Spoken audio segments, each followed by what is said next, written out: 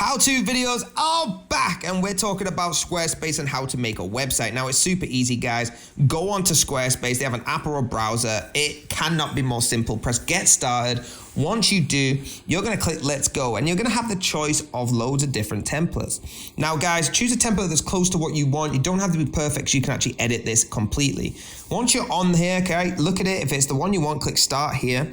It's going to process your site. Now, once you're in the site, like I said, you can transfer everything. You can use your domain. You can change your different images. You can change the writing, make it completely your own, just like a website designer would do. Actually, website designers are using Squarespace. So guys, go to edit, change your title, change your headline, change your body, whatever you want it to. You'll see here, and I'll show you what it looks like when it's on. So I'm changing my title to salon opening, okay? Once it's opening, I've got it on there. I can change the headline to visit our hair salon, the body clothes. I can change the different times.